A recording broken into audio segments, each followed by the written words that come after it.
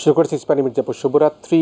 আমরা আজকে কথা বলবো জাতীয় ঐক্যমত ও আগামী নির্বাচন নিয়ে, এবং এই বিষয়ে কথা বলবার জন্য আমাদের সাথে অতিথি হিসাবে স্টুডিওতে রয়েছেন মাননীয় প্রধান উপদেষ্টা বিশেষ সহকারী ও সিনিয়র সাংবাদিক জনাব মনির হায়দার। মনির হায়দার ভাই, আপনাকে স্বাগত জানাই। আপনি আমাদের আজকে জাতীয় ঐক্যমত এবং আগামী নির্বাচন নিয়ে এই আলোচনা অনুষ্ঠানে যুক্ত হবার জন্য। প্রিয় দর্শক, আপনারা নিশ্চয়ই দেখতে পাচ্ছেন যে অন্তর্বর্তীকালীন সরকার তাদের প্রায় 7 মাস অতিবাহিত করেছে। একটি দেশের একটা বিশেষ সন্ধিক্ষণে অন্তর্বর্তীকালীন সরকার তাদের দায়িত্বভার গ্রহণ করে ছাত্র জনতার বিপ্লবের মধ্যে দিয়ে অর্জিত যখন এই ফ্যাসিস্ট সরকারের বিদায় হয়, তখন থেকে কিন্তু আমরা দেখতে পাচ্ছি এই অন্তর্বর্তীকালীন সরকার তাদের এই রাষ্ট্র পরিচালনার দায়িত্ব পালন করছেন। কিন্তু ইতিমধ্যে আমরা দেখতে পাচ্ছি যে একটা জাতীয় নির্বাচন এবং নির্বাচন নিয়ে বিশেষ করে একটা টানাপোড়েন চলছে, এবং সেক্ষেত্রে বিএনপি তারা বলছে যে দ্রুত নির্বাচন যদি করা না হয় তাহলে ফ্যাসিবাদ মাথা চাড়া দিতে পারে। আর জামাত বলছে যে আগে সংস্কার পরে নির্বাচনের কথা বলছে। জাতীয় নাগরিক পার্টির মুখ্য সংগঠক সার্জিস আলম একটা কথা বলেছেন, যতদিন হাসিনাকে ফাঁসির মঞ্চে না দেখছি কেউ যেন ভুলক্রমে বাংলাদেশে নির্বাচনের কথা না বলে। আপনি একটা গুরুত্বপূর্ণ জায়গায় অবস্থান করছেন এবং আপনি সকল দলের একটা ঐক্যমতের জন্য নানা রকম আলাপ আলোচনার মধ্যে আপনি ইনভলভ রয়েছেন। একটি মিটিংও বোধহয় শেষ হয়েছে, পরবর্তী মিটিং হয়তো খুব দ্রুতই হবে। এই যে এই অবস্থার প্রেক্ষাপটে কেউ চাচ্ছে দ্রুত নির্বাচন, কেউ চাচ্ছে সংস্কার, কেউ চাচ্ছে যে শেখ হাসিনা ফাঁসির পূর্ব নির্বাচন হবে না, কেউ বলছে যে আগে হচ্ছে স্থানীয় সরকার নির্বাচন। তো এই অবস্থার প্রেক্ষাপটে একটা জাতীয় ঐক্যমতের যে প্রশ্ন আসছে, সে ঐক্যমতটা আসলে কিভাবে হবে এবং সেটা কি আমরা একটা আলোর ঝলকানি দেখতে পাবো কিনা? অনেক ধন্যবাদ। আলোর ঝলকানি তো 5ই আগস্ট দেখা গেছে, সুতরাং এর চাইতে বড় আলোর ঝলকানি দেবার ক্ষমতা আমার বা এই সরকারের আছে কি না আমি সন্দিহান। তবে হ্যাঁ, আপনি যেগুলো বললেন, মত নৈক্য বা ভিন্ন মত বিভিন্ন রাজনৈতিক দল ও শক্তির মধ্যে, এটাই তো স্বাভাবিক, এবং এই জন্যই তো জাতীয় ঐক্যমত্য কমিশন এবং আমার মতো একজন নগণ্য মানুষকে একটা অ্যাসাইনমেন্টে দেওয়া যে কিছু কিছু জায়গায় ভিন্ন মত আছে বা মত অনৈক্য আছে, সেগুলোকে একটু অ্যাড্রেস করা এবং কোথায় কি কারণে মতনৈক্য বা ভিন্ন মত সেটাকে কিভাবে একটা কাছাকাছি জায়গায় আনা যায়। দেখুন, পলিটিক্যাল রেটোরিক বা রাজনৈতিক বক্তব্য এইটা মানে শুধু বাংলাদেশে না, সারা দুনিয়া জুড়েই আছে। পলিটিক্যাল রেটোরিকের সব কথা আমলে নিয়ে তো আবার সব কাজ হয় না, আবার সব কথা ফেলেও দেওয়া যায় না। রাজনৈতিক প্রয়োজনে মানে প্রত্যেকের নিজ নিজ রাজনৈতিক এজেন্ডা অনুযায়ী তাদের প্রয়োজন ভেদে অনেক রকম বক্তব্য আসে। সমর্থকদের খুশি করার জন্য অনেক রকম বক্তব্য আসে, তারপরে প্রতিপক্ষকে বার্তা দেওয়ার জন্য বক্তব্য আসে। তো সুতরাং এগুলোর সানিনজুল করার চেষ্টা বা এগুলোর তর্জমা করার চেষ্টা করা উচিত হবে না। আমি বরং বলবো যে জাতীয় ঐক্যমত্য কমিশন যে কাজ করছে, এটা হলো কিছু গুরুত্বপূর্ণ জাতীয় ইস্যুতে রাজনৈতিক পক্ষগুলোকে একটা ন্যূনতম ঐক্যের জায়গায় নিয়ে আসার চেষ্টা করা। এখন এই ন্যূনতম ঐক্যের জায়গাটা কি? আমরা এখানে জাতীয় ঐক্যবদ্ধ হওয়া দরকার। এখন সেই ঐক্যবদ্ধ কি উত্তর কোরিয়ার মতো? উত্তর কোরিয়া জাতি কিন্তু ঐক্যবদ্ধ, সরকারি আদেশে সবাই ঐক্য, সেখানে কোনো ভিন্ন মত নাই, সব একমত। তা আমরা তো আর সেরকম একমত বা ঐক্য মানে মত ঐক্য চাই না। আমরা চাই যে আমরা বলতে গোটা বাংলাদেশের মানুষ, আমরা এমন একটা ঐক্যমত চাই এমন কিছু জায়গায় যে বাংলাদেশে আর কখনো এরকম ফ্যাসিস্ট শাসনের উত্থান ঘটবে না। কোনো নির্বাচিত কিংবা অনির্বাচিত শাসক জাতির ঘাড়ে এরকম ফ্যাসিবাদী পাথর নিয়ে চেপে বসবে না, কিংবা এরকম মাফিয়াতান্ত্রিক ব্যবস্থা কায়েম হবে না। এই রকম কিছু পদ্ধতি প্রবর্তন করা, যেটায় সবাই মোটামুটি মতৈক্য হবে। এখন ধরেন, আপনি যদি বিএনপিকে জিজ্ঞেস করেন যে বাংলাদেশে হাসিনার 16 বছরের ফ্যাসিবাদী শাসনের মতো আর কোনো শাসন কি আপনি চান, তারা এক বাক্যে বলবে না, আমরা চাই না। আপনি যদি আমাদের নতুন যে সংগঠন হয়েছে ন্যাশনাল সিটিজেন পার্টি, তাদেরকে জিজ্ঞেস করেন, তারা বলবেন আমরা এত জীবন দিয়ে এত রক্ত দিয়ে এই মাফিয়াতন্ত্র ফ্যাসিবাদকে বিতাড়িত করলাম কি আবার এটা আসার জন্য? মোটেই না। আপনি যদি জামাত ইসলামকে জিজ্ঞেস করেন, একই কথা বলবে। অন্য যে সমস্ত রাজনৈতিক দল শক্তি আছে সবাই একই কথা বলবে। তার মানে দৃশ্যত একটা ঐক্যমত আছে, কোনো ভিন্নমত নাই। প্রশ্ন হলো যে ভিন্নমতটা কোথায়? যে তাহলে আর যদি আমরা বাংলাদেশে কোনো ফ্যাসিবাদী শাসন দেখতে না চাই, তো সেটা আমাদের সংবিধান সহ রাষ্ট্র ব্যবস্থার কোথায় কোথায় কি কি নতুন পদ্ধতি প্রবর্তন করলে সেটা আর হবে না, ও ধরনের ফ্যাসিবাদ আসবে না। এটা নিয়ে ভিন্নমত আছে। আপনি মনে করছেন এটা করলে আর আসবে না, আমি মনে করছি এটা করলে আসবে না, আরেকজন মনে করছে ওইটা করলে আসবে না।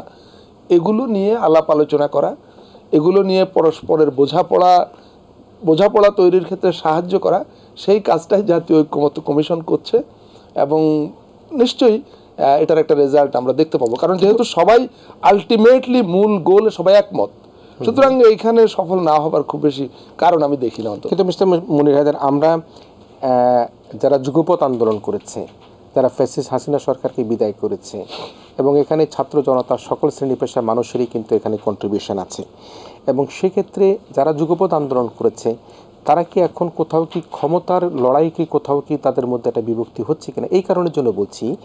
যেমন আপনি যদি ধরেন যারা নতুন যে পার্টিটি গঠিত হলো তারা কিন্তু এক ধরনের বক্তব্য দিচ্ছে, জামাত ইসলাম এক ধরনের বক্তব্য দিচ্ছে, বিএনপি দ্রুত নির্বাচন চাচ্ছে। এই জায়গাটা কি আপনার কাছে মনে হয় কিনা এখন এসে তারা এই ফ্যাসিস্টের তারা বিদায় করবার পরে নিজেদের মধ্যে নিজেরা সে ঐক্যের জায়গাটা গড়ে তুলতে কোথাও এখনো পর্যন্ত গ্যাপ আছে? না, প্রথম কথা হলো যে দেখুন, প্রত্যেকের নিজস্ব রাজনৈতিক আদর্শ এবং এজেন্ডা আছে, সুতরাং তারা সেভাবে তো কথা বলবেন। ফ্যাসিবাদ বিতাড়নের ক্ষেত্রে সবাই ঐক্যবদ্ধ হয়েছেন, কারণ ওইটা এমন একটা জাতীয় ইস্যু ছিল যে ওইখানে ঐক্যবদ্ধ হওয়া প্রয়োজন। আমরা এই ফ্যাসিবাদ আর আসতে দিব না, সেটাও ঠিক একই রকম একটা এজেন্ডা যে সবাই একমত হবে। কিন্তু নির্বাচনের ক্ষেত্রে নির্বাচন তো হবেই।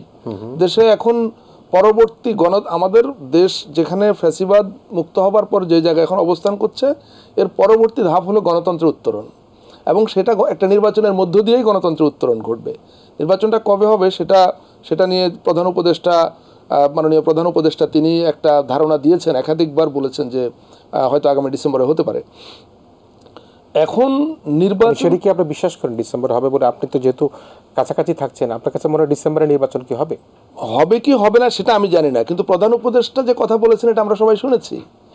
আপনি একজন নাগরিক হিসেবে শুনেছেন, আমি একজন নাগরিক এবং সরকারের ভিতরে একজন হিসেবে আমিও শুনেছি। কিন্তু একটা বিষয় আমি মাঝে মাঝে একটু আপনার থামিয়ে কথা বলছি, দর্শকদের একটুখানি অনেক কিউরিসিটি আছে, আপনি আসবেন শুনে তারা অনেকে আমাদেরকে ফোন করছে, জানবার চেষ্টা করেছে, আমরা টেলিভিশনে প্রোমো চালিয়েছি সে কারণের জন্য। এই যে মাননীয় প্রধান উপদেষ্টা ডিসেম্বরে নির্বাচনের কথা বলেছেন, আবার গতকালকে তিনি বলেছেন যদি সংস্কার বেশি চায় তাহলে জুনে নির্বাচন হবে। কিন্তু দেখুন, আপনি বলেন, শেষ করেন। জি, কিন্তু এখানে বিএনপির পক্ষ থেকে বারবার যে প্রশ্নটি উত্থাপন করছে বা অনেকে যে প্রশ্নটি উত্থাপন করছে যে মাননীয় প্রধান উপদেষ্টা কেন দেশের গণমাধ্যমের সামনে একটা রোড ম্যাপ ঘোষণা করছেন না, এবং সেটা হলে তো পরিষ্কার হয়ে যায় কবে নাগাদ নির্বাচন হবে। আপনার বিদেশি মিডিয়াগুলোকে একরকম, আবার বিদেশের কোনো রকম কোনো বিশিষ্ট ব্যক্তি আসে তাদেরকে জুলাই ডিসেম্বর, এই জায়গাটার মধ্যে একটা রোড ম্যাপ ঘোষণা করতে ডিসেম্বরে যদি নির্বাচন হয় সেখানে মাননীয় প্রধান উপদেষ্টার কোথাও কি কোনো চিন্তা চেতনার মধ্যে পার্থক্য আছে কিনা? না, দেখুন, আমি বিষয়টাকে এভাবে নিতে চাই, সেটা হলো যে তিনি এ পর্যন্ত যতবার নির্বাচন সম্পর্কিত কথা বলেছেন তিনি কিন্তু ডিসেম্বরটাকেই ফোকাস করেছেন। তারপরে বলেছেন যে যদি আরও বেশি সংস্কার চাই তো হয়তো আরও 2-4 মাস দেরি হতে পারে, কিন্তু বরাবরই তিনি মূল কথা বলেছেন ডিসেম্বরকে ঘিরে। প্রফেসর ইউনূসের তো কোনো দূরভিসন্ধি থাকতে পারে না, এটা তো আমরা সবাই জানি। তিনি যে জুলাই অভ্যুত্থানের পরে বাংলাদেশের সরকারের দায়িত্ব নিয়েছেন, তার দায়িত্ব গ্রহণের মধ্য দিয়ে বাংলাদেশ কী ধরনের ভয়ঙ্কর ষড়যন্ত্রের হাত থেকে রক্ষা পেয়েছে এটা আমরা সবাই জানি। তার নিজের ক্ষমতার উচ্চাভিলাষ থাকলে উনি 2007 সালে ক্ষমতা নিতে পারতেন। সে সরকারও কিন্তু 2 বছর ছিল, তাকে তখন বলা হয়েছিল তত্ত্বাবধায়ক সরকারের প্রধান উপদেষ্টা হওয়ার জন্য, তিনি হননি, এটা সবাই জানে, একদম ওপেন, বিভিন্নজন বইয়েও সেটা লিখেছেন। কিন্তু তখন তো অভিযোগ ছিল তিনি একটা দল গঠন করার চেষ্টা করেন। না, সেটা হলো তার আগে, 2007 আগে, তার আগে, হ্যাঁ। তো তিনি তখন দায়িত্ব নেননি, এখন তিনি এমন এক সময় দায়িত্ব নিয়েছেন, এবারও তাকে দায়িত্ব নেওয়ার জন্য তৎকালীন বৈষম্যবিরোধী ছাত্র আন্দোলনের নেতৃবৃন্দ তার সঙ্গে যোগাযোগ করেছে, তাকে বুঝিয়েছে, এবং তিনি মনে করেছেন যে এই মুহূর্তে জাতিকে বড় রকমের বিপদের হাত থেকে রক্ষা করবার জন্য তার দায়িত্ব নেওয়া প্রয়োজন। তিনি দায়িত্ব নিয়েছেন, তিনি চেষ্টা করছেন এই দেশের জন্য, এই দেশের জনগণের জন্য ভালো কিছু রেখে যাওয়ার। তার নিজের কোনো এজেন্ডা, নিজের কোনো দূরভিসন্ধি থাকতে পারে এটা আমার মনে হয় না বাংলাদেশে কেউ বিশ্বাস করে। তিনি কোনোভাবে নির্বাচন বিলম্বিত করে অনেক দিন ক্ষমতায় থাকতে চান, এরকম কোনো ইচ্ছা ওনার আছে বলে কেউ বিশ্বাস করে এটা আমি মনে করি না। কিন্তু যেটা হয়েছে, আপনি হয়তো বলেছেন বিএনপি একটা রোড ম্যাপ চাইছে, আমি এত দোষের কিছু দেখি না। বিএনপি দেশের বৃহত্তম রাজনৈতিক দল এই মুহূর্তে, মানে অতীতের বিভিন্ন নির্বাচন হিসাব করে বিএনপি মনে করতে পারে যে একটা স্পেসিফিক রোড ম্যাপ দেওয়া দরকার, তারা এই দাবি জানাচ্ছে। মাননীয় প্রধান উপদেষ্টা কিংবা তার সরকার, তারা হয়তো মনে করছে যে যেহেতু সংস্কারের কিছু প্রক্রিয়া চলমান আছে, জাতীয় ঐক্যমত্য গঠনের কিছু প্রচেষ্টা চলমান আছে, এগুলো একটা স্টেজে গেলে হয়তো তারা একটা পরিকল্পনা ঘোষণা করবেন স্পেসিফিক। আমি জানি না, সেটা নিয়ে আমার সঙ্গে কোনো আলোচনা হয়নি। আমি বিশ্বাস করি সেরকমটাই হয়তো হবে। আবার আপনি বলেছেন যে ছাত্র নেতৃবৃন্দের মধ্যে কেউ কেউ, এখন তার ছাত্র নেতৃবৃন্দ বলা যাবে না, ন্যাশনাল সিটিজেন পার্টি নেতৃবৃন্দ কেউ কেউ বিভিন্ন রকম রেটরিক বক্তব্য দিয়েছেন, সেটাকে আমি রেটরিক হিসেবে দেখতে চাই। হ্যাঁ, তাদের দিক থেকে একটা, এমনকি বিএনপি যেরকম রোড ম্যাপের দাবি করছে, এর বিপরীতে ন্যাশনাল সিটিজেন পার্টির ভিন্ন দাবি থাকতে পারে, জামাত ইসলামের ভিন্ন দাবি থাকতে পারে। এটাই তো একটা গণতান্ত্রিক সমাজ রাজনৈতিক ব্যবস্থা হওয়ার কথা। শেখ হাসিনার ফাঁসি হবার আগ পর্যন্ত ভুলক্রমে নির্বাচনের কথা উচ্চারণ করা যাবে, এটা একটা রেটরিক, এটা হতে পারে। সেটা যদি হয় তাহলে তো একটা ফাঁসি তো অনেক প্রক্রিয়া। না, আমি এটা নিয়ে খুব ডিটেল আলোচনায় যাব না, কিন্তু আমি এটাকে একটা রেটরিক হিসেবে দেখতে চাই। কিন্তু তারা তো এটাকে রেটরিক হিসেবে না দেখে এটাই তারা বাস্তব না, তাদের এই প্রশ্নটা আপনারা তাদের কাছে করতে পারেন, নিশ্চয়ই তারা আপনাদের আলোচনায় আসবে। কিন্তু আমি আমার অবস্থান থেকে বলতে পারি যে প্রত্যেকেই ভিন্ন মত প্রকাশের, ভিন্ন দাবি জানানোর অধিকার তাদের আছে, এবং এরকম ভিন্ন মত জানানোর জন্যই কিন্তু 5ই আগস্ট গণ অভ্যুত্থান হয়েছে, জুলাই অভ্যুত্থান হয়েছে। জুলাই অভ্যুত্থানের অন্যতম প্রধান অর্জন হলো প্রত্যেকে মুক্তভাবে তাদের দাবি জানাতে পারবে, তাদের ইচ্ছার কথা বলতে পারবে, এবং তাদের পরিকল্পনা, তাদের এজেন্ডা ও রাজনৈতিক আদর্শ উদ্দেশ্য অনুযায়ী তারা এগিয়ে যাওয়ার চেষ্টা করবে। এটাই হলো জুলাই অভ্যুত্থানের প্রধান একটা লক্ষ্য ছিল, এবং সেটা অর্জিত। যখন এই ছাত্ররা আন্দোলন করে, যখন 8 দফা ছিল, কোথাও কিন্তু জাতীয় নির্বাচন আগে না সংসদ নির্বাচন আগে এই ধরনের কোনো বক্তব্য কিন্তু কোথাও ছিল না, জাতীয় অথবা স্থানীয় সরকার। তো সেই জায়গাটা কিন্তু এখন সেটা স্থানীয় সরকারের প্রসঙ্গ কিন্তু না। দেখেন, জুলাই অভ্যুত্থানের কথা বলছেন তো আপনি, তখন পর্যন্ত তো তাদের এরকম কোনো ঘোষণা ছিল না যে তারা একটা রাজনৈতিক দল করবে। তারা এখন একটা রাজনৈতিক দল করেছে। এইটা তখন প্রাসঙ্গিক ছিল না যে কোন নির্বাচনটা আগে হবে, কোন নির্বাচনটা পরে হবে। তারা একটা শক্তি হিসাবে এখন মনে করছে যে স্থানীয় সরকার নির্বাচন আগে হলে ভালো হবে। বিএনপির মতো একটা বড় দল মনে করছে যে না, স্থানীয় সরকার নির্বাচন করতে গেলে জাতীয় নির্বাচনের পরিবেশ ক্ষতিগ্রস্ত হবে। প্রত্যেকেরই মনে করার অধিকার আছে, তারা সেটা জানাচ্ছে। আপনারা কি মনে করেন? না, আমরা এখনো পর্যন্ত, মানে আমি অন্তত ব্যক্তিগতভাবে এই ব্যাপারে কোনো মন্তব্য করার জায়গায় এখনো আসে। সরকার সেটা সরকারের অন্য ধরেন, আপনারা সুযোগ পেলে মাননীয় প্রধান উপদেষ্টাকে জিজ্ঞেস করতে পারেন, তার কথাই এক্ষেত্রে সবচেয়ে গুরুত্বপূর্ণ বা প্রণিধানযোগ্য হবে। ডিসেম্বরে যে নির্বাচনের কথা বলছে, সেই নির্বাচনকে ডিসেম্বরে হবার প্রস্তুতি গ্রহণ প্রস্তুতি, এটা নির্ভর করবে রাজনৈতিক দলগুলোর সামগ্রিক প্রস্তুতি বা ভূমিকার উপরে। কারণ এই যে যেটা বললাম, একটা সংস্কার প্রক্রিয়া অনেক দূরে গিয়েছে। আপনি জানেন জাতীয় ঐক্যমত্য কমিশন যেটা নিয়ে কাজ করছে, যে 6টা কমিশন যারা মেজর সংস্কার বা রিফর্ম রিকমেন্ডেশন দিয়েছে, সুপারিশগুলো দিয়েছে, এই সমস্ত সুপারিশ আজ থেকে 2 সপ্তাহেরও বেশি আগে সকল রাজনৈতিক দলকে পাঠিয়ে দেওয়া হয়েছে, পুরো রিপোর্ট, বিস্তারিত রিপোর্ট। এরপরে আজ থেকে 2 দিন আগে সেই রিপোর্টগুলো সামারি বা সার সংক্ষেপ রাজনৈতিক দলগুলোকে পাঠানো হয়েছে একটা নির্দিষ্ট ছকে, যে এই সমস্ত সুপারিশ প্রত্যেকটা আলাদা আলাদাভাবে 150টিরও বেশি সুপারিশ, যে এই কোন সুপারিশের ব্যাপারে রাজনৈতিক দলগুলোর কার কী অভিমত, সেখানে দেওয়া আছে একমত, একমত না, আংশিকভাবে একমত, কিংবা আরও বিস্তারিত লিখবার জন্য জায়গা দেওয়া আছে। এভাবে একটা শীট তৈরি করা হয়েছে, সেগুলো রাজনৈতিক দলকে পাঠানো হয়েছে। তাদেরকে অনুরোধ করা হয়েছে আগামী 13ই মার্চের মধ্যে এটা পূরণ করে কমিশনকে পাঠাবে, এবং রাজনৈতিক দলগুলো সেটা পাঠানোর পরে সেটার আলোকে দীর্ঘ, মানে সিরিজ আলোচনা, সংলাপ হবে রাজনৈতিক দলগুলোর সঙ্গে। প্রথমে প্রত্যেক দল এবং জোটের সঙ্গে আলাদা আলাদা সংলাপ হবে, এবং তারপরে প্রয়োজন হলে তাদেরকে সবাইকে নিয়ে সংলাপ হবে, এবং সেগুলোর আউটকামের উপর নির্ভর করবে পরবর্তী ধাপ কীভাবে অগ্রসর হবে। কিন্তু সরকারের তরফ থেকে সরকার চাইছে খুব দ্রুত এই প্রক্রিয়াগুলো শেষ করতে, এবং সে রাজনৈতিক দলগুলো যদি সেভাবে এই প্রক্রিয়ায়, নিশ্চয়ই আমরা আশা করছি সহযোগিতা করবে। আপনি যে বারবার একই প্রশ্ন করছেন ডিসেম্বরে হবে কিনা, হচ্ছে কিনা, এইটার জবাব আসলে এসবের মধ্যে নিহিত, যে এই প্রয়োজনীয় প্রক্রিয়াগুলো, যেগুলো আসলে জুলাই অভ্যুত্থানের সরাসরি একটা ফল, যে বাংলাদেশে একটা সংস্কার হবে, যেই সংস্কারের মধ্য দিয়ে বাংলাদেশে আর কোনোদিন এই ফ্যাসিবাদ, ফ্যাসিজম ফিরে আসবে না, এই মাফিয়াতন্ত্র ফিরে আসবে না, সেটার জন্য সংস্কারগুলো দরকার। এখন রাজনৈতিক দলগুলো এই সংস্কার প্রক্রিয়ায় যত দ্রুত রেসপন্ড করবে, যত দ্রুত এই প্রক্রিয়াকে এগিয়ে নেওয়া যাবে, ততই দেশ নির্বাচনের দিকে দ্রুত যেতে পারবে। বিএনপি তো বলছে যে যত দেরি হবে নির্বাচন তত বেশি। আমি তো একটা স্পেসিফিক জবাব দিলাম, যত এই প্রক্রিয়াগুলো দ্রুত সম্পন্ন করা যাবে, দেশ তত দ্রুত নির্বাচনের দিকে এগিয়ে যাবে। কিন্তু আজকে আর একটা বক্তব্য দেখলাম, জনাব রিজভী বিএনপি নেতা, তিনি কিন্তু বলেছেন যে, আমি কোড আনকোট করে বলি, নির্বাচনে গড়িমসি কেন প্রশ্ন করেছেন, নির্বাচনের জন্য ডিসেম্বর পর্যন্ত সময় লাগবে কেন আবারও প্রশ্ন করেছেন, নির্বাচন সঠিকভাবে কাজ করলে এ বছরের জুন জুলাইয়ের মধ্যে জাতীয় নির্বাচন সম্ভব। তিনি আরও বলেছেন, ডক্টর ইউনূস সাহেব দেশের অন্যতম স্বনামধন্য একজন সন্তান, সবাই আমরা স্বীকার করি, তিনি নিজে আন্তর্জাতিক সম্মান নিয়ে এসেছেন, তার থেকে আমরা বেআইনি আচরণ আশা করি না। কিন্তু তারপরও দেখি সরকারের ঘনিষ্ঠ কেউ কেউ বলছেন ডিসেম্বরের মধ্যে নির্বাচন করা কঠিন। কেন কঠিন হবে? ইতিমধ্যে তারা প্রায় 6 থেকে 7 মাস চলে গেল, এখনও 9-10 মাসের মতো বাকি আছে। নির্বাচন করতে এত সময় কেন লাগবে বলে তিনি বারবার প্রশ্ন করেছেন। কিন্তু ওখানে বলেছেন সরকারের কারো কারো আচরণের মধ্যে মনে হয় যে নির্বাচন পিছানোর একটা তাদের মধ্যে একটা শঙ্কা আছে। আমি ব্যক্তিগতভাবে সরকারের কারোর মধ্যে আচরণ দেখিনি। আচ্ছা, জি বলুন। রেজওয়ান আপা তার বক্তব্যের মধ্যে দিয়ে একবার কথা। না, আমি আমি আমি আমি দায়িত্ব নিয়েছি 3 সপ্তাহ মতো হয়েছে। এই 3 সপ্তাহে আমি সরকারের কারো কাছ থেকে এরকম কোনো বক্তব্য শুনিনি। তার মানে আপনার কাছে মনে হচ্ছে যে আপনি যতদিন পর্যন্ত কাজ করেছেন স্বল্প সময়ের মধ্যে সরকারের যারা উপদেষ্টা রয়েছেন, মাননীয় প্রধান উপদেষ্টা, কারো আচরণের মধ্যে এরকম কোনো আমি দেখিনি। আমি সবার কাছে যথেষ্ট দায়িত্বশীল আচরণই দেখছি, এবং আসলে যার কথা আমাদের লক্ষ্য করা উচিত, আমাদের বিবেচনায় নেওয়া উচিত, তিনি মাননীয় প্রধান উপদেষ্টা। তার কথার মধ্যে কোনো হেরফের হয়নি, তিনি খুব স্পষ্টভাবেই বলছেন, এবং তার কথার মধ্যে কোনো লুকোছাপা নেই।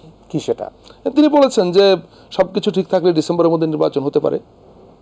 তিনি বারবার একই কথা বলেছেন। মানে বেঠিক কি হতে পারে? না, আমি বেঠিক বলতে আমি তো এতক্ষণ যে ব্যাখ্যা দিলাম যে সংস্কার প্রক্রিয়া সরকার খুব দ্রুত এগিয়ে নিতে চাচ্ছে, জাতীয় ঐক্যমত্য কমিশন কাজ করছে, এবং আমি প্রধান উপদেষ্টার বিশেষ সহকারী হিসাবে সেটায় যতটুকু সম্ভব কন্ট্রিবিউট করার চেষ্টা করছি। এই পর্ব, কেউ কি বলবে যে এই পর্ব দরকার নাই, এই পর্ব বাদ দিয়ে নির্বাচনে চলে যান? কেউ কি বলবে? আপনার কাছে এরকম কোনো তথ্য আছে? আমার কাছে নাই। কিন্তু আমি বরং দেখি যে যাদের সঙ্গেই কথা বলি, আপনি বিএনপির কথা বললেন, বৃহত্তম রাজনৈতিক দল হিসেবে বিএনপির যত নেতার সঙ্গে আমি ব্যক্তিগতভাবে কথা বলেছি, প্রত্যেকেই এই রিফর্মের প্রয়োজনীয়তার কথা বলেছেন। তারাও বলেছেন এটা তাড়াতাড়ি হওয়া দরকার, আমরাও বলছি তাড়াতাড়ি হওয়া দরকার, সমস্যা তো কিছু নাই। কিন্তু ওই যে আরেকটা প্রশ্ন থেকে গেল যে জাতীয় নির্বাচন আর স্থানীয় নির্বাচন, সেটা কি হবে? না, সেটা এখন এই সিদ্ধান্ত আমি এখানে বলতে পারবো না। নিশ্চয়ই সেগুলো আলাপ আলোচনার মধ্য দিয়ে একটা সমাধান হবে এটার। সেটা কি প্রধান উপদেষ্টার মাথার মধ্যে কোনো কিছু আছে এই ধরনের? নিশ্চয়ই আছে, তার মাথার মধ্যে যা আছে সব কিছু তার আমি জানবো না, কিন্তু আমি বিশ্বাস করি যেহেতু তিনি এই সরকারের প্রধান, দেশের সকল প্রয়োজনীয়তা, সকল বিষয় আশয় তার মাথায় আছে, নিঃসন্দেহে থাকবে। তিনি আসলে সবার কথাই শুনছেন, এবং নিশ্চয়ই সব কথা তো সবসময় জবাব দেওয়া যাবে না, সেটা আপনিও পারবেন না। রাইট, জবাব দেওয়া যাবে না, এবং অত্যন্ত বিচক্ষণতার সাথেই তিনি নিশ্চয়ই সবকিছু হ্যান্ডেল করার চেষ্টা তার উপর তো আমরা আমার বিশ্বাসে দেশের মানুষ বিশ্বাস রেখেছে, এবং দেশের সাধারণ মানুষের বিশ্বাস এবং আস্থার আলোকেই তিনি সবকিছু করছেন। আমরা একটা জায়গায় ভালো লাগে, সেটি হচ্ছে গিয়ে কেউ নির্বাচন আগে চায়, কেউ কিছু সংস্কার চায়, কেউ জাতীয় নির্বাচন চায়, কেউ স্থানীয় সরকার নির্বাচন, কিন্তু প্রত্যেকেই কিন্তু তাদের কথার মধ্যে বলে যে আমাদের বাংলাদেশের একটা গর্ব হচ্ছে গিয়ে প্রফেসর ডক্টর ইউনূস, এবং এটা আন্তর্জাতিক গর্ব। সেই জায়গায় কিন্তু সকলে কিন্তু একটা ঐক্যমতে আছে। এটা কিন্তু আমাদের জন্য বড় একটা প্রশংসনীয় জায়গা। না, শুধু প্রশংসার ব্যাপার না, দেখেন আমি আপনাকে শুরুতেই যে কথা বলেছি, প্রফেসর ইউনূস যে দায়িত্বে আছেন এখন, জুলাই অভ্যুত্থানের পটভূমিতে তার এই দায়িত্বে থাকাটা আমাদের জন্য যে কত বড় রক্ষা কবচ, এটা ব্যাখ্যা করবার কিছু নেই। হ্যাঁ, হয়তো তার সরকারের অনেক কাজ অনেক মানুষকে হয়তো মনে করছে যে তাদের আকাঙ্ক্ষার সঙ্গে তাল মিলাতে পারছে না, তাদের গতির সঙ্গে গতি মিলাতে পারছে না, এটা হতে পারে। কিন্তু সব কিছুর পরেও প্রফেসর ইউনূস মাননীয় প্রধান উপদেষ্টা, তিনি এই সরকারের প্রধান হিসাবে থাকাটা আমাদের দেশ এবং জাতির জন্য একটা বিরাট রক্ষা কবচ। এটা নিয়ে কারো কোনো দ্বিমত আছে বলে আমি দেখিনি অন্তত। তাহলে কি এখানে একটা প্রধান যে বৃহত্তর দল বিএনপি, তারা কি আশ্বস্ত হতে পারে নির্বাচন নিয়ে? আশ্বস্ত না হবার কি আছে? মানে তাহলে তাদের জন্য কি আমরা কিছু এই পর্বে বলতে পারি কিনা যে ডিসেম্বরের মধ্যে নির্বাচন যেটি হয়তো? মাননীয় প্রধান উপদেষ্টা ডক্টর মোহাম্মদ ইউনূস, তিনি শুধু বলবার জন্য কোনো কথা বলেন, কাউকে একটু জাস্ট সাময়িকভাবে সন্তুষ্ট করে দেওয়ার জন্য কোনো কথা বলেন, কাউকে মানে কোনো মতে বুঝ দেওয়ার জন্য কোনো কথা বলেন, আসলে এটা তার মনের কথা না, এরকম হবার কোনো রকম কোনো সম্ভাবনা আছে বলে আমি মনে করি না। তিনি যেটা বিশ্বাস করেন তিনি সেটাই বলেন। সুতরাং তার ভেতরে আর বাইরে দুই কথা, দুই চিন্তা আছে, এটা আমি একদমই মনে করি না। সুতরাং ধরে নেওয়া যেতে পারে যে নির্বাচনটা এই যেটি বলছেন ডিসেম্বরের মধ্যে হওয়ার একটা সম্ভাবনা। আমি বললাম তো, আমি তার মাননীয় প্রধান উপদেষ্টার কথা এটা আমাদের বিশ্বাস না করবার কি কারণ আছে? তিনি কি এর আগে এমন কোনো প্রেসিডেন্স বা দৃষ্টান্ত তৈরি করেছেন যে তিনি বলেছেন এক কথা করেছেন আরেক কাজ? আমি তো দেখিনি। নিশ্চয়ই। প্রিয় দর্শক, আমরা কথা বলছিলাম সিনিয়র সাংবাদিক মাননীয় প্রধান উপদেষ্টার বিশেষ সহকারী জনাব মনির হায়দারের সাথে। তার কাছেই আবার আমরা ফিরে আসবো ছোটটা বিরতির পর। আমরা কথা বলছিলাম জাতীয় ঐক্যমত এবং আগামী নির্বাচন নিয়ে একে আলোচনা থাকবে এবং আপনাদের সাথে যুক্ত থাকবেন প্রিয় অতিথি সিনিয়র সাংবাদিক জনাব মনির হায়দার। ইসমাইল মির্জা বর্ষবরাতিতে আবারও ফিরে এসেছি। কথা বলছিলাম জাতীয় ঐক্যমত এবং আগামী নির্বাচন নিয়ে। আমাদের সাথে অতিথি হিসেবে রয়েছেন মাননীয় প্রধান উপদেষ্টা বিশেষ সহকারী সিনিয়র সাংবাদিক জনাব মনির হায়দার। আমরা নানা প্রসঙ্গে আলোচনা করতে গিয়ে আসলে নির্বাচনের প্রসঙ্গে আসলে মূলত বেশি আলোচনা, শেষ একটা স্বল্প প্রশ্নের মধ্যে দিয়ে আমরা অন্য প্রসঙ্গে চলে যাব। ন্যাশনাল সিটিজেন পার্টি হয়েছে, তারা কেমন করছে, কি করবে, তারা সেকেন্ড রিপাবলিকের কথা বলছে, গণপরিষদের কথা বলছে, সে আলোচনা যাবে। তবে তার আগে একেবারে যদি আপনি সংক্ষেপে উত্তরটা দিতে চান কিনা যে বিএনপি যে দ্রুত নির্বাচন চাচ্ছে, এতে কি সরকার চাপ অনুভব করছে কিনা? দেখুন, সরকার এতে চাপ অনুভব কেন করবে? কারণ মাননীয় প্রধান উপদেষ্টা যে আগামী ডিসেম্বরে নির্বাচনের সম্ভাবনার কথা বলেছেন, বিএনপি এটাকে স্বাগত জানিয়েছে। বিএনপির তরফ থেকে বলা হচ্ছে যে একটা স্পেসিফিক রোড ম্যাপ ঘোষণা করা, যে কবে তফসিল হবে, কবে নির্বাচন হবে, ডেট টেট এগুলা। তো আমার তো মনে হয় সেটা আসলে এখন মাত্র মার্চ মাস, ডিসেম্বরের নির্বাচন সম্পর্কে রোড ম্যাপ ঘোষণা করার সময় আছে সামনে। যদি ডিসেম্বরের নির্বাচন মানে নির্ধারিত হয়, সে অনুযায়ী সরকার বা নির্বাচন কমিশন যথাসময়ে এগুলা করবে। এটা চাপ অনুভব করার কিছু নয়। রাজনৈতিক দল তার বক্তব্য দিবে এবং সরকার সেটা শুনবে, সরকার সেটা উপেক্ষা করবে না। আমি মনে করি যে এই জায়গায় সব কিছু ঠিকঠাক মতো আছে। বিএনপি তার বক্তব্য দিচ্ছে, সরকার তার জায়গা থেকে তার অবস্থান জানাচ্ছে এবং সে অনুযায়ী কাজ করছে। নিশ্চয়ই একদিন এক জায়গায় গিয়ে ম্যাচ করে যাবে সব। আবার কেউ যে আনুপাতিক হারে নির্বাচনের ফলাফলের কথা বলছে, সেটাকে কিভাবে দেখেন আপনি? সরকার কিভাবে দেখুন, এটা কেউ কেউ কি বলেছে, এর চাইতেও বড় হলো যে 6টি নির্বাচন সংস্কার কমিশন করা হয়েছিল, এর মধ্যে 2টো কমিশন, সংবিধান সংস্কার কমিশন এবং নির্বাচন ব্যবস্থা সংস্কার কমিশন, এই 2 কমিশনের তরফ থেকে এইসব বিষয়ে বিস্তারিত সুপারিশ এসছে। কি ছিল সুপারিশ? আমি সে ব্যাপারে এখন ডিটেইল বলবো না, কিন্তু সুপারিশগুলো রাজনৈতিক দলগুলোকে পাঠানো হয়েছে। এইসব সুপারিশের ব্যাপারে তারা তাদের ওপিনিয়ন আগামী 13 তারিখের মধ্যে জানাবে কমিশনকে, এবং প্রত্যেকের ওপিনিয়নগুলো নিয়ে আলাপ আলোচনার মধ্য দিয়ে একটা জায়গায় ঠিক হবে। সরকার দেখুন, গত 15ই ফেব্রুয়ারি যখন রাজনৈতিক দলগুলোর সঙ্গে আলোচনায় বসেছিলেন মাননীয় প্রধান উপদেষ্টা, আমাদের ঐক্যমত্য কমিশনের যেদিন যাত্রা শুরু হয়েছিল, সেদিন তিনি পরিষ্কারভাবে বলেছেন যে আমার বা আমাদের কোনো এজেন্ডা নাই, যে আমরা কোনো কিছু চাপিয়ে দেব।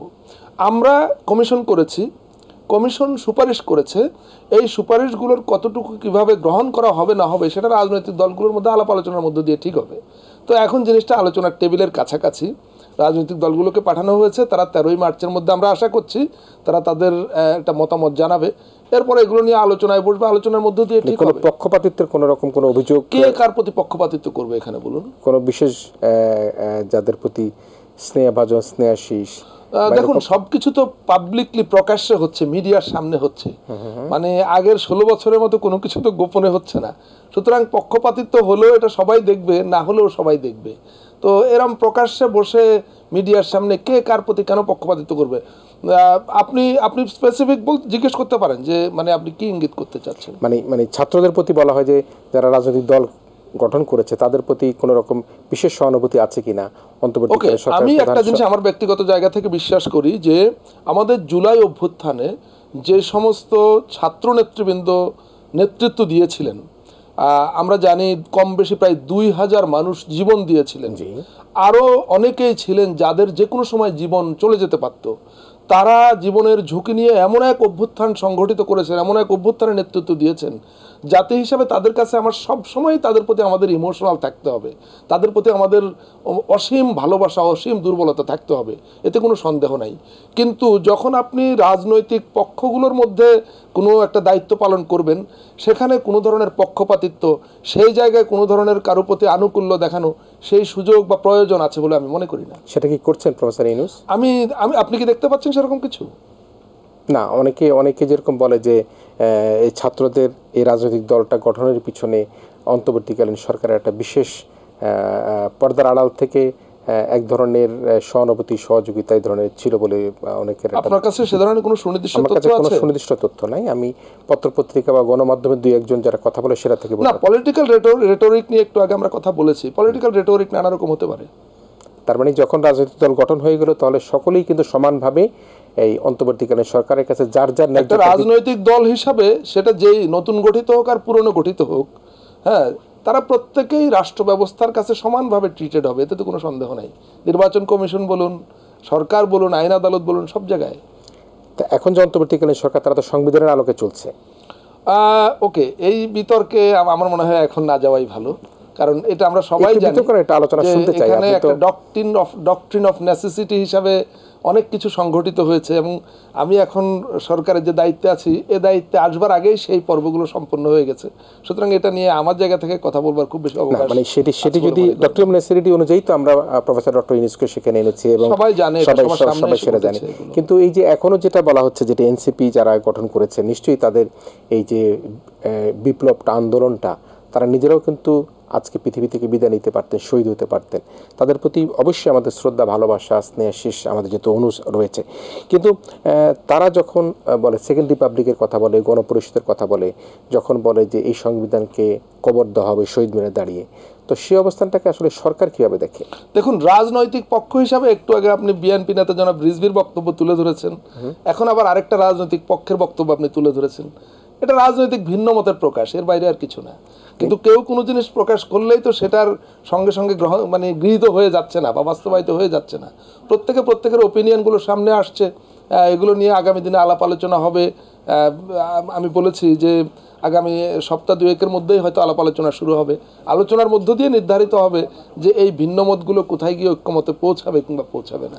কিন্তু তাহলে ওই যে সংবিধান ছুঁড়ে ফেলে দেওয়া বা কবর দেওয়া, এটা পলিটিক্যাল রেটরিক, মানে এগুলি পলিটিক্যাল রেটরিক, যার যার রাজনৈতিক নিজের হয়তো বা বক্তব্য থেকে সেগুলি বলছেন বলে আপনি মনে করছেন। আমরা বর্তমান যে প্রেক্ষাপটটা, সেই প্রেক্ষাপটটা আসলে একটা বিষয়, সেটি হচ্ছে যে আওয়ামী লীগের যে রাজনীতি, সে রাজনীতি কিন্তু এখন আমরা কোনো নেতা নেত্রীকে তো কোনো রাজনৈতিক কোনো কর্মসূচি থাক দূরের কথা, আমরা কিন্তু অনেক সময় কোনো সামাজিক অনুষ্ঠানে কিন্তু আমরা এখন দেখতে পাচ্ছি না। দু একজন তো একটা সামাজিক অনুষ্ঠানে গিয়েছেন, সেখানেও কিন্তু তারা প্রতিহত হয়েছেন, জনগণ তাদেরকে প্রতিহত করে। চট্টগ্রামে দেখেছি, আরও কয়েকটা জায়গায় আমরা দেখেছি। তো সে অবস্থায় আপনি নিজে সাংবাদিকতা করেছেন, নিজেও কিন্তু ফ্যাসিজমের বিরুদ্ধে আপনার নানা রকম ইউটিউব কন্টেন্ট আমরা দেখেছি। সরকারে আছেন, কিছুদিন পরে হয়তো সরকার থেকে গিয়ে আবার আমাদের মতো সাধারণ কাতারে চলে আসবেন। তো এই যে আওয়ামী লীগের রাজনৈতিক ভবিষ্যৎটা কীভাবে দেখেন? হয়তো ওটাই অবধারিত, জানি না, আরো বড় কিছু তো হতে পারেন। দেখা যাবে যে দল রাষ্ট্র ক্ষমতা আসলো, তারা আপনাদেরকে টেকনোক্রেট করে নিয়ে নিল আপনাদের বুদ্ধিমত্তার কারণের জন্য। সেটা না হলেই আমার জন্য ভালো হবে। তো সে অবস্থায় আওয়ামী লীগের রাজনৈতিক ভবিষ্যৎটা আসলে কি, জনগণ কিভাবে দেখতে চায়? এবং আগামী রাজনীতিতে কেউ কিন্তু বলবার চেষ্টা করে একটা স্লিম আওয়ামী লীগ থাকলে নির্বাচনটা ফলপ্রসূ হবে, তা না হলে নির্বাচন নিয়ে হয়তোবা নানা রকম একটা প্রশ্ন তৈরি হতে পারে। আপনি কিভাবে দেখেন? দেখুন, এই প্রশ্নটার জবাব আমি একজন নাগরিক হিসেবে দিব, মানে আমি সরকারের কোন দায়িত্বে আছে সেই হিসাবে না। আমি মনে করি এই কথা বলবার অধিকার যে কারোই আছে, সরকারের ভেতরে থাকুক আর বাইরে থাকুক। আপনি আওয়ামী লীগের রাজনৈতিক ভবিষ্যতের কথা বলেছেন। রাজনৈতিক ভবিষ্যৎ তাদেরই থাকে যাদের একটা রাজনীতি থাকে। আমি ব্যক্তিগতভাবে মনে করি এই প্রশ্নের সুরাহা হওয়া দরকার যে অতীতে রাজনৈতিক দল ছিল, এরকম কোনো শক্তি 4 সপ্তাহের মধ্যে প্রায় 2000 মানুষকে হত্যা করবার পর সেই রাজনৈতিক শক্তি এখন আর রাজনৈতিক দল হিসাবে বিবেচিত হবে কিনা। এটাও আমি আবারও বলি যে অতীতে কখনো রাজনৈতিক দল ছিল, এরকম একটা শক্তি মাত্র 4 সপ্তাহের মধ্যে প্রায় 2000 লোককে হত্যা করেছে। এরপরে সেই শক্তিটা স্বাভাবিক রাজনৈতিক দল হিসাবে বিবেচিত হবে কিনা, জাতি হিসাবে আমাদেরকে প্রথমে এই প্রশ্নের সুরাহা করতে হবে, যেভাবেই করি না কেন। এই প্রশ্নের সুরাহা হলে বাকি সব প্রশ্নের সমাধান হয়ে যাবে, জবাব পাওয়া যাবে যে তাদের রাজনৈতিক ভবিষ্যৎ কি, তারা নির্বাচনে আসতে পারবে কিনা, তারা রাজনৈতিক দল হিসেবে নিষিদ্ধ হবে কিনা, কিংবা রাজনীতি করতে পারবে কিনা। এই সকল প্রশ্ন তখন অটোমেটিক্যালি সমাধান হয়ে যাবে যে কম বেশি 2000 মানুষকে 4 সপ্তাহের মধ্যে হত্যা করেছে প্রকাশ্যে দিবালোকে গোটা বিশ্ববাসীর সামনে। আমরা দেখেছি জাতিসংঘের রিপোর্ট এসছে, জাতিসংঘ পরিষ্কার বলেছে যে কিভাবে মানুষকে হত্যা করা হয়েছে, একদম শীর্ষের দলীয় প্রধান এবং সরকারের প্রধানের পর্যায়ে যিনি ছিলেন তার সরাসরি নির্দেশে। সুতরাং এইরকম একটা গণহত্যা যজ্ঞের পর সেই শক্তিটাকে আর স্বাভাবিক রাজনৈতিক শক্তি বা দল হিসাবে বিবেচনা করা হবে কি হবে না, এই প্রশ্নের সমাধানটাই এখন সবচাইতে একটা গুরুত্বপূর্ণ ইস্যু জাতির সামনে। সেটা সবসময় কিন্তু আমরা দেখি, মাননীয় প্রধান উপদেষ্টা কিন্তু তার ভাষণে বলেছেন, আপনারাও বলছেন, আমরাও বলছি। কিন্তু ব্যক্তিগত অভিমত যদি আপনাকে জানবার চেষ্টা করা হয়, আপনি সরকারের বাইরে থেকে যদি বলেন, একজন লেখক, একজন পাঠক, একজন সাংবাদিক, একজন সাধারণ নাগরিক হিসাবে এই যে 2000 ছাত্র জনতাকে হত্যা করলো, আমরা দেখেছি কিভাবে হেলিকপ্টার থেকে গুলি করা হলো, কিভাবে বাসার ছাদে শিশু মারা গেল, কিভাবে রাস্তায় পথচারী মারা গেল, রিক্সা চালক মারা গেল, মুদি দোকানদার মারা গেল, ব্যাংকার মারা গেল, একেবারে এটা প্রকাশ্যে।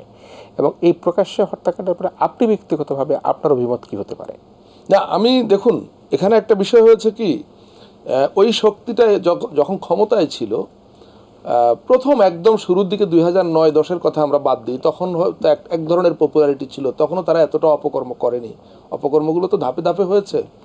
শেষের দিকে এসে তারা যে জবরদস্তিমূলকভাবে রাষ্ট্র ক্ষমতায় ছিল, তারাও খুব ভালো করে জানতো যে তাদের কত পার্সেন্ট মানুষের সমর্থন তাদের আছে না আছে।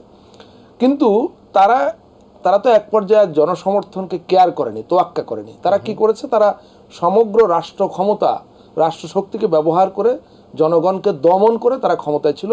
অন্যদিকে তারা এই রাষ্ট্রকে লুটপাট করে $multi-billion বা হাজার হাজার কোটি টাকা তারা লুটপাট করেছে। তো সেই টাকা তো তাদের কাছে আছে। আমরা জানি কিভাবে অলিগার্ক সৃষ্টি করা হয়েছে, অগণিত অলিগার্ক, যাদেরকে একেবারে প্রকাশ্যে অবৈধ সুবিধা দিয়ে রাষ্ট্রযন্ত্রকে ব্যবহার করে ব্যাংক থেকে হাজার হাজার কোটি টাকা লুটপাট করার সুযোগ দেওয়া হয়েছে। হ্যাঁ, এই জায়গাটা সমালোচনা আসতে পারে যে সেই সমস্ত লুটেরাদের বিরুদ্ধে কী ব্যবস্থা নেওয়া হয়েছে। সেখানে হয়তো ঘাটতি আছে, নিশ্চয়ই সরকার নেবে। নানা রকম শ্বেতপত্র প্রকাশ হয়েছে, নানা রকম তদন্ত চলমান আছে। আমি বিশ্বাস করি সরকার সে সমস্ত লুটপাট এবং লুটেরাদের বিরুদ্ধে ব্যবস্থা নেবে। কিন্তু যেই প্রশ্নটা আপনি করলেন যে এই শক্তিগুলো তাদের আছে, অবৈধ লুটের টাকার শক্তি তাদের আছে, তারা দলীয়করণ করতে করতে সমস্ত প্রতিষ্ঠানকে ধ্বংস করে দিয়েছে। হ্যাঁ, এটা সবাই জানে যে রাষ্ট্র ব্যবস্থায়, রাষ্ট্রীয় সিস্টেমে এখনও তাদের রেখে যাওয়া অনেকে ঘাপটি মেরে আছে। তো তারা চেষ্টা করবে এই তাদের অঢেল টাকা ব্যবহার করে ঘাপটি মেরে থাকা তাদের অন্ধ অনুসারী যারা, তাদেরকে ব্যবহার করে একটা অস্থিতিশীলতা তৈরি করতে, একটা অস্বাভাবিক অবস্থা তৈরি করতে। এই আশঙ্কাগুলো তো থাকবেই। তাদের রাজনীতি বলতে এখন এইটাই, তাদের রাজনৈতিক ভবিষ্যৎ বলতেও এটুকুই। আমি বিশ্বাস করি যে সরকার এগুলো অ্যাড্রেস করবে এবং এই প্রবলেমগুলোকে কীভাবে মোকাবেলা করতে হয়, কীভাবে নিউট্রালাইজ করা যায়, সরকার সেটা দেখবে।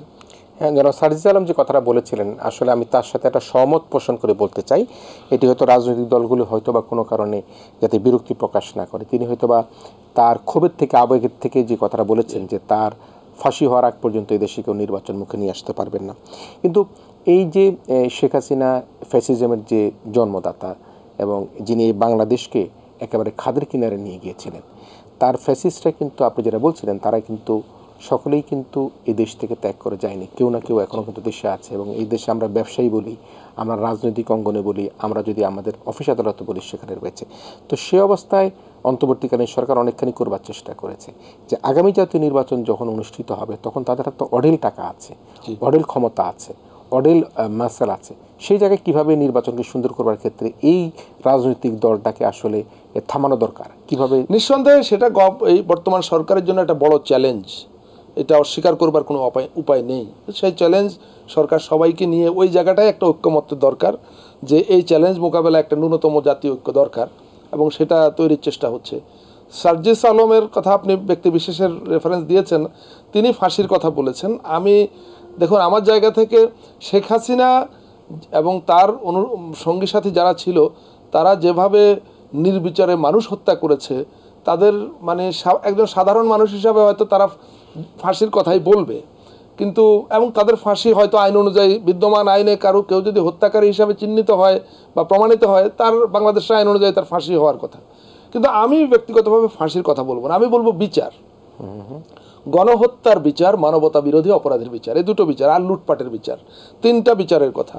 তো আমার কাছে তো মনে হয় যে এই বিচারের ক্ষেত্রে একটা জাতীয় ঐক্যমত্য কিন্তু হয়ে আছে। হয়তো সকল রাজনৈতিক দল মিলে বসে কোনো দলিলে সাইন করেনি যে আমরা এই বিচার চাই, কিন্তু প্রত্যেকের তো অবস্থান আমরা দেখি। আপনি দেখুন, বিএনপি বৃহত্তম রাজনৈতিক দল, তারা গত 10 ফেব্রুয়ারি মাননীয় প্রধান উপদেষ্টার কাছে একটি চিঠি দিয়েছেন বিভিন্ন বিষয়ে। সেখানে পরিষ্কারভাবে তারা বলেছেন, ওই চিঠিতে আছে যে গণহত্যা এবং মানবতা বিরোধী অপরাধের দায়ে দল হিসাবে আওয়ামী লীগের বিচার করার কথা তারা বলেছেন। তার মানে বিএনপি কিন্তু আওয়ামী লীগের বিচারের দাবি জানিয়ে চিঠি দিয়েছে মাননীয় প্রধান উপদেষ্টাকে। আপনারা চেক করে নিতে পারেন আমি এটা সত্যি বলেছি কিনা, এটা ডকুমেন্টেড। অন্যদিকে ছাত্র জনতা, এখন যেটা ন্যাশনাল সিটিজেন পার্টি, তারা সব সময় বিচারের কথা বলছে। আরেকটা বৃহৎ রাজনৈতিক দল জামাত ইসলাম, তারা বিচারের কথা বলছে। সুতরাং এই বিচার নিয়ে দ্বিমত তো আমি কোথাও দেখি না, হতে কোনো সমস্যা নাই। কিভাবে হবে আইনি প্রক্রিয়ায় সেটা হয়তো সময় বলে দেবে, আমরা দেখতে পাবো যে সেটা কিভাবে প্রসেস হয়। নিশ্চয়ই আমরা এটুকু অন্তত পক্ষে মানে সবাই একটা ঐক্যমত আছে যারা যুগপৎ আন্দোলন করেছে শুধুমাত্র একটি দল এবং তার শরিকরা ছাড়া, আমি আওয়ামী লীগ এবং তার আপনি আরেকটা জিনিস আপনাকে এই ক্ষেত্রে মনে করিয়ে দিই যে শুধুমাত্র এই যে 4 সপ্তাহে 2000 মানুষ হত্যা, কিংবা 16 বছরে হাজার হাজার মানুষকে হত্যা, শত শত মানুষকে গুম করা, এটাই তো কেবলমাত্র তাদের অপরাধ না। তাদের অপরাধের ফিরিস্তি যদি আমরা আরেকভাবে বিবেচনা করি, সেটা হলো যে দল হিসেবে আওয়ামী লীগ 2 বার এদেশে গণতন্ত্র হত্যা করেছে, হাজার হাজার মানুষকে হত্যা করেছে 2 বারই। হাজার হাজার মানুষকে হত্যা করে বাংলাদেশের মানুষকে জিম্মি করে রাষ্ট্র ক্ষমতা জবরদখল করে এমনভাবে বসেছিল যে আমাকে আর কেউ সরাতে পারবে না। সেটা আমরা 75 সাল 74-75-এর কথা মনে করতে পারি, যে ঠিক তার আগে 72-73-74 সালে হাজার হাজার মানুষকে হত্যা করা হয়েছিল রক্ষী বাহিনী দিয়ে, এবং তার ধারাবাহিকতায় বাকশাল কায়েম করা হয়েছিল, সকল রাজনৈতিক দল নিষিদ্ধ করা হয়েছিল, এবং এর মধ্য দিয়ে তারা ভেবেছিল যে এই যে বসলাম আর কেউ আমাকে সরাতে পারবে না। হ্যাঁ, তারপরে তো কি ঘটেছে ইতিহাস, সেটার মানে ইতিহাসেই সেটার বিবরণ আছে, আমরা জানি। তো একবার পরীক্ষা হলো, কিন্তু শহীদ জিয়াউর রহমান তিনি যখন আবার বাংলাদেশে বহুদলীয় গণতন্ত্র চালু করলেন, খুলে দিলেন, তখন তিনি সেই আওয়ামী লীগকে আবার অ্যালাউ করেছেন নতুনভাবে মানে পুনরুজ্জীবিত হওয়ার। তারা দুই ভাগে বিভক্ত হয়ে মালেক উকিল এবং মিজানুর রহমান চৌধুরী দুজন আলাদা আবেদন করে 2টো আওয়ামী লীগের অনুমোদন চেয়েছিলেন। পরে একটা আওয়ামী লীগই কন্টিনিউ করেছে, এবং সেই আওয়ামী লীগে কিন্তু আবার শেখ হাসিনাকে দেশে নিয়ে এসে, আপনি দেখুন অনেকে বলে যে শেখ পরিবার মুক্ত আওয়ামী লীগ এখন হতে পারে কিনা। হ্যাঁ, আওয়ামী লীগে যারা ভালো, হ্যাঁ, যাদের ওরম দোষ নাই বা ওরম বদনাম নাই, তাদের কিন্তু আবার আওয়ামী লীগ হতে পারে কিনা। আমরা স্মরণ করতে পারি যে সেই সময় 78 সালে যখন আওয়ামী লীগ পুনরুজ্জীবিত হয়, তখন কিন্তু এই কথিত ভালো আওয়ামী লীগেরাই কিন্তু আওয়ামী লীগ পুনর্গঠিত করেছিল, পুনরুজ্জীবিত করেছিল।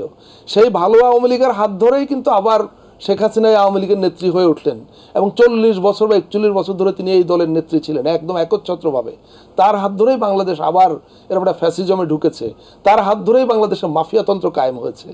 তারপরে তারা এমনভাবে বসেছিল যে তাদেরকে আর কেউ কোনোদিন সরাতে পারবে না। তারপরে এই দেশের 2000 মানুষ জীবন দিয়ে এক রক্তক্ষয়ী সংগ্রামের মধ্য দিয়ে তাকে বিদায় করেছে। তো এভাবে কি বারবার আওয়ামী লীগকে পরীক্ষা করতে হবে নাকি, যে এরপরে তারা ভালো হয়ে গেল কিনা, নাকি তারা আবার আগের মতো করবে? তাদের, আমার তো মনে হয় তাদের রক্তের মধ্যে এটা আছে। কোনটা আছে? তারা সুযোগ পেলেই আবার ফ্যাসিজম কায়েম করবে, সুযোগ পেলেই গণতন্ত্র হত্যা করবে, সুযোগ পেলেই বাংলাদেশের মানুষকে জিম্মি করবে। আমি তো মনে করি বাংলাদেশের কিছু ছাড়া প্রায় সকল মানুষ এই জিনিসটা বুঝে গেছে যে আওয়ামী লীগ আর পরীক্ষার কিছু নেই। দর্শক, আমরা শুনছিলাম, এবং আমরা একটা কথা বলতে চাই, হেমসা মনির হায়দার, আমরা একটা বিরতিতে যাব, যে রাজনৈতিক দলগুলোর মধ্যে ঐক্য তৈরি না হলে কিন্তু ফ্যাসিজম কিন্তু আবার একটা মাথা চালা দিতে পারে। এই সংখ্যাটা কিন্তু আমাদের মধ্যে রয়ে গিয়েছে। সে কারণে আপনারা যেহেতু সরকারে আছেন, অন্তর্বর্তীকালে সরকারের কাছাকাছি থাকছেন প্রধানের, আমরা মনে করি যুগপৎ আন্দোলন যারা করেছে, আমরা সাধারণ নাগরিক হিসেবে গণমাধ্যমে কাজ করি, তারা সকলে ঐক্যবদ্ধভাবে কাজ করবেন, নিজেদের মধ্যে কোনো ফাটল ধরানোর চেষ্টা করবেন না। দ্বিমত থাকতেই পারে, এবং সেই মত দ্বিমতের যাতে আমাদের অসৌন্দর্যে পরিণত না হয় সেটি কিন্তু আমরা প্রত্যাশা করতে চাই। এবং আমরা মনে করি অন্তর্বর্তীকালীন সরকার সকলকে সহানুভূতিশীল একই দৃষ্টিতে তারা দেখে আগামী জাতীয় নির্বাচন একটা রোডম্যাপ ঘোষণা করবেন, এবং সেই রোডম্যাপ ঘোষণার মধ্যে দিয়ে আজকে বিএনপি যে উদ্বেগ, তার সম্ভাবনার দলগুলি যে উদ্বেগ, সেই উদ্বেগ থেকে আমরা বেরিয়ে আসতে পারবো। প্রিয় দর্শক, আমরা আবারও একটা বিরতি নিচ্ছি। আমাদের সাথে মাননীয় প্রধান উপদেষ্টার বিশেষ সহকারী, প্রিয় সাংবাদিক, আমাদের সকলের পরিচিত মুখ, এবং এই জুলাই বিপ্লবের আরেকজন সারথি, যিনি তার ইউটিউব কন্টেন্টের মাধ্যমে বাংলাদেশকে, এই যে আমরা স্বাধীনতার কথা বলি, আমরা এই যে নতুন বাংলাদেশের কথা বলি, সে বাংলাদেশ আনতে তিনি সহযোগিতা করেছেন, প্রিয় সাংবাদিক মনির হায়দার। আবার আপনাদের সাথে থাকবেন ছোট্ট বিরতির পর। ইস্পানি মির্জাপুর শুভরাত্রিতে আমরা আবারও ফিরে এসেছি। অতিথি হিসেবে রয়েছেন মাননীয় প্রধান উপদেষ্টা বিশেষ সহকারী, প্রিয় সাংবাদিক জনাব মনির হায়দার রয়েছেন আমাদের সাথে। আমরা কথা বলছিলাম জাতীয় ঐক্যমত এবং আগামী নির্বাচন নিয়ে। আমি একটা বিষয় মব জাস্টিসের প্রশ্নে আসব, তবে ঐক্যমত কমিশনের প্রথম আমরা দেখেছি যে সভা হয়েছে, আগামীতে কবে নাগাদ সেটা হতে পারে কোনো ধারণা দেওয়া যায় কি না, এবং সেখানে আমরা দেখেছি যে 2টি দল অংশগ্রহণ করেনি, একটু আওয়ামী লীগ এবং তার শরিকরা তাদেরকে অংশগ্রহণ করতে দেখিনি, জাতীয় পার্টিও কিন্তু সেখানে অংশগ্রহণ করেনি আমরা দেখেছি। তো যেটি পরবর্তী মিটিং হবে সেখানেও কি একই রকম অবস্থা হবে কিনা, বা কারা কারা আমন্ত্রিত হতে পারবেন না বা হবেন না, এই ধরনের কোনো কিছু কি আপনার ধারণায় আছে কিনা?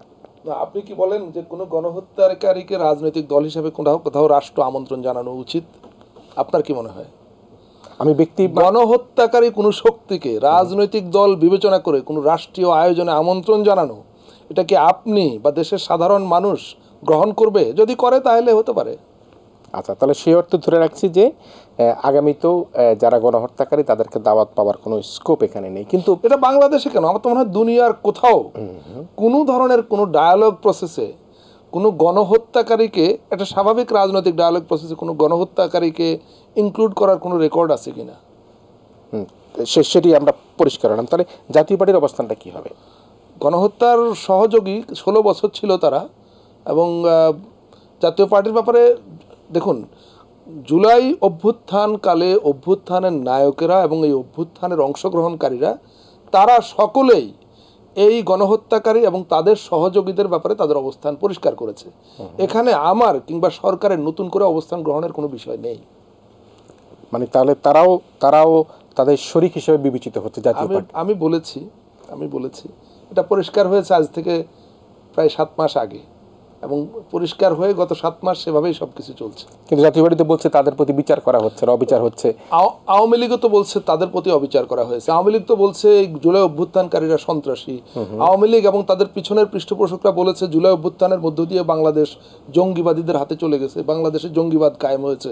আপনি কি সেটা বিশ্বাস করেন? না। দেশের মানুষ কি সেটা বিশ্বাস করে? তাহলে আর আমার কি বলার আছে? নিশ্চয়ই আমরা একটু মব জাস্টিসে আসি। আসলে এটা একটু নিয়ন্ত্রণ করা দরকার এবং চেষ্টা চলছে। আমরা যদিও জাতীয় নাগরিক পার্টি 2-4 জনকে দেখেছি, গতকালকে কলাবাগানে দেখেছি, মিরপুরে দেখেছি। বৈষম্য বিরোধী ছাত্র আন্দোলনের পক্ষ থেকে জনাব নাহিদ ইসলাম অত্যন্ত গুরুত্বপূর্ণ সিদ্ধান্ত দিয়েছেন।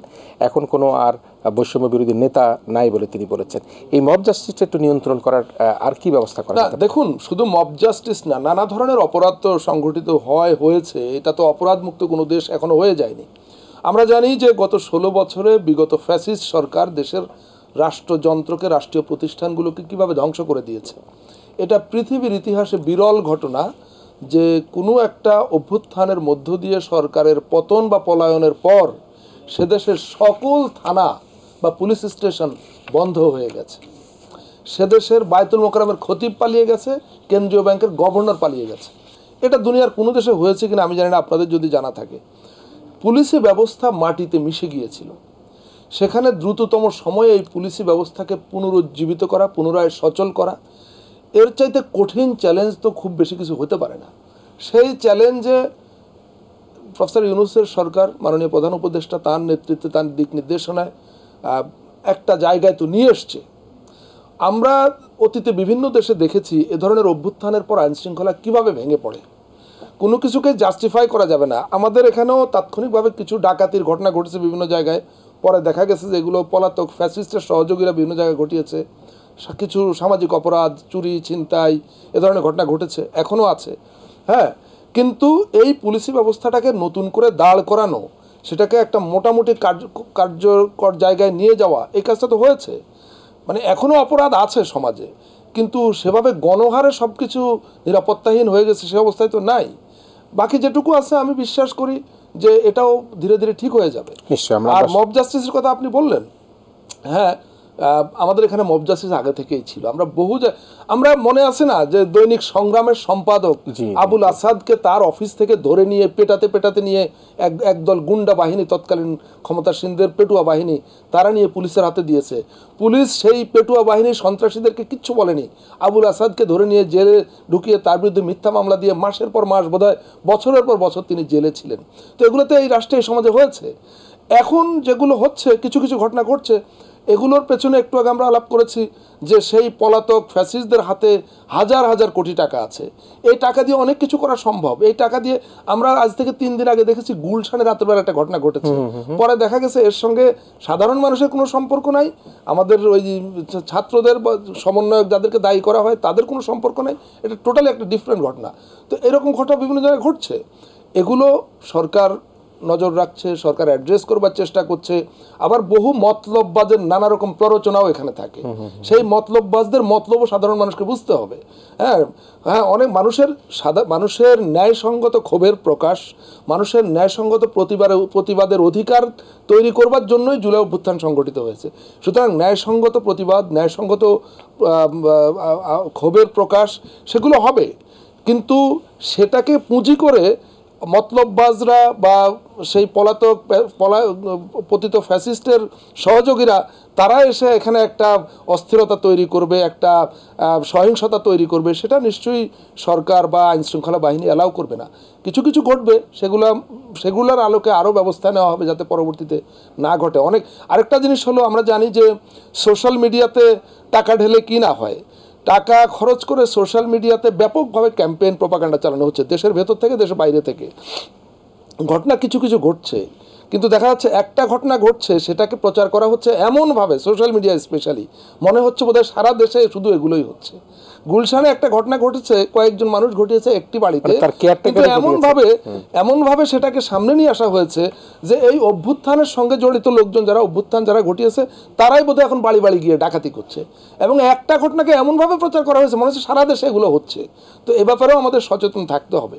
এবং এই প্রপাগান্ডা আমরা দেখেছি যে তারা যখন ক্ষমতায় ছিল, এগুলো আন্তর্জাতিক মিডিয়াতে এসছে। এএফপিতে একটা ফ্যাক্ট চেকিং রিপোর্ট এসছে, আপনার মনে আছে, যে যারা ক্ষমতায় ছিল তারা কিভাবে প্রপাগান্ডা চালিয়েছে নিপীড়িত মানুষের বিরুদ্ধে। তারা যাদের উপর নিপীড়ন চালিয়েছে, প্রপাগান্ডার মাধ্যমে তাদেরকে আবার দায়ী করেছে, ভিকটিমদেরকে অপরাধী হিসাবে চিহ্নিত করেছে। এই কাজ তারা ক্ষমতায় থাকতে করেছে। এখন ক্ষমতা থেকে চলে যাওয়ার পর তাদের হাতে অঢেল টাকা আছে, সেই টাকা খরচ করে একই টাইপের প্রপাগান্ডা তারা অব্যাহত রেখেছে। এবং সেই পলাতক সরকারের প্রধান, গণহত্যার মূল মাস্টারমাইন্ড শেখ হাসিনা, তিনি নিজে এখনো পর্যন্ত সেই প্রপাগান্ডা চালাচ্ছেন, প্রপাগান্ডায় নেতৃত্ব দিচ্ছেন। এগুলো নিশ্চয়ই বাংলাদেশের মানুষ বোঝে। জি, একেবারে শেষের আলোচনায় আসি। আপনি অন্তর্বর্তীকালীন সরকার গঠনের পরে আপনার নেতৃত্বে আপনার সহযোদ্ধারা মিলে একটা জাতীয়, আমার নেতৃত্বে না, এটা ভুল করবেন না, আমি সেখানে নেতৃত্বটা প্রখ্যাত রাষ্ট্রবিজ্ঞানী প্রফেসর আলী রিয়াজ, যদি মূল নেতৃত্বের কথা বলি, মাননীয় প্রধান উপদেষ্টা প্রফেসর মোহাম্মদ ইউনুস, তিনিও জাতীয় ঐক্যমত্য কমিশনের প্রধান সভাপতি, কিন্তু তিনি যেহেতু রাষ্ট্রীয় কাজে অনেক বেশি ব্যস্ত থাকেন, তার পক্ষে মূল নেতৃত্ব দিচ্ছেন ওই কমিশনের সহসভাপতি প্রখ্যাত রাষ্ট্রবিজ্ঞানী প্রফেসর আলী রিয়াজ, তিনি নেতৃত্ব দিচ্ছেন।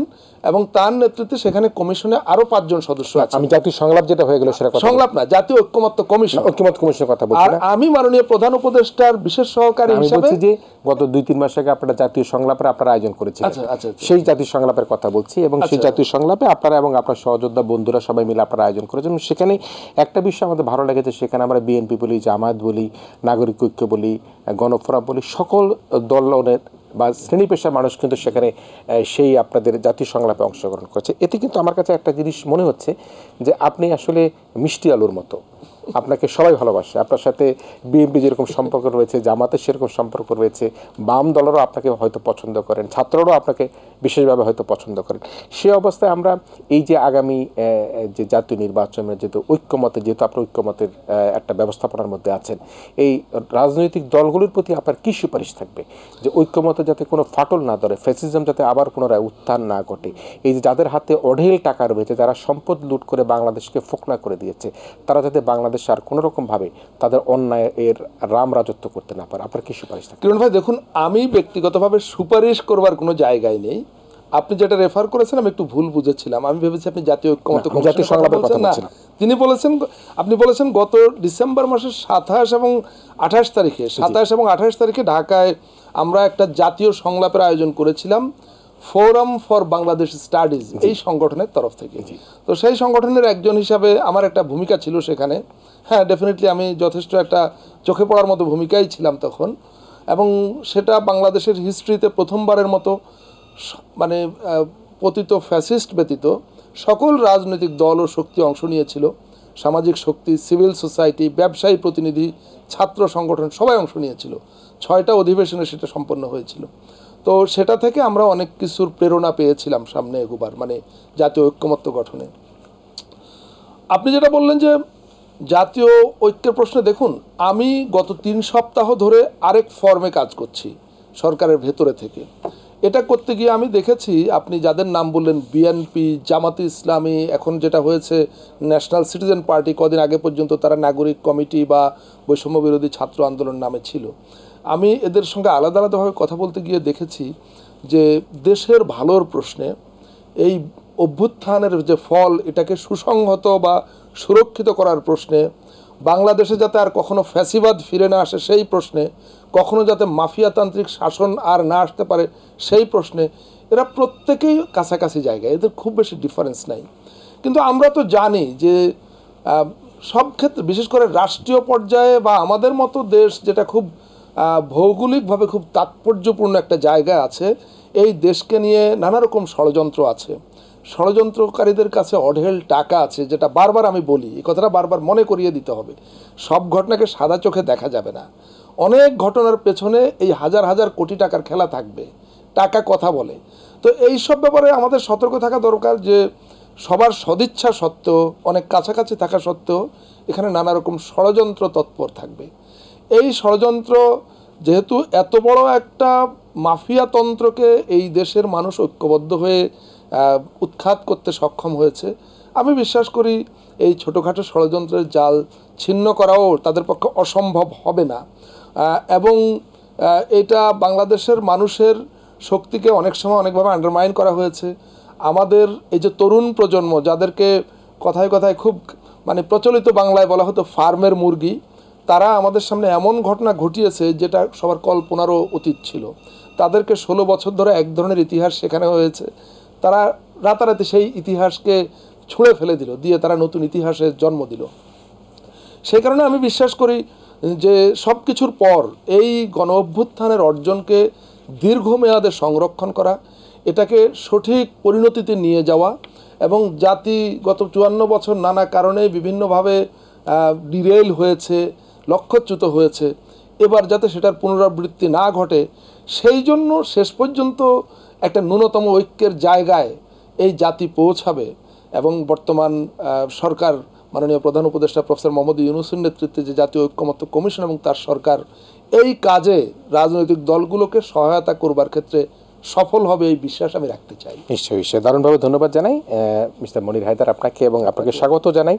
আপনি দেশের একটা সন্ধিক্ষণে গুরুত্বপূর্ণ দায়িত্ব পালন করছেন, এবং আমরা আশাবাদী হতে চাই আজকে বিএনপি বলি, আমরা জামায়াত ইসলাম বলি, ছাত্রদের যে নতুন দল হয়েছে এনসিপি বলি, এবং অন্য অন্য যে রাজনৈতিক সংগঠনগুলো বলি, তারা প্রত্যেকটা ঐক্যমতের ভিত্তিতে কিন্তু বাংলাদেশকে এগিয়ে নিয়ে যাবে বলে আমরা বিশ্বাস করি। এবং প্রত্যেকে কিন্তু এক জায়গায় একমত হয়েছে, এক পথ বেছে নিয়েছে, বাংলাদেশ আর কোনোদিনও যাতে ফ্যাসিজমের কোনো জন্ম না হয়, ফ্যাসিজম যাতে বাংলাদেশের মাথা চাড়া দিয়ে উঠতে না পারে, এটি কিন্তু আমাদের জন্য একটা বড় আদর্শের জায়গা তৈরি করেছে। প্রিয় দর্শক, আপনারা এতক্ষণ আমাদের সাথে ছিলেন এবং প্রিয় সাংবাদিক মনির হায়দারের সাথে ছিলেন, আপনাদের সবাইকে আবারও ধন্যবাদ জানিয়ে আমাদের ইস্পানী মির্জাপুর শুভরাত্রি এখানে শেষ করছি।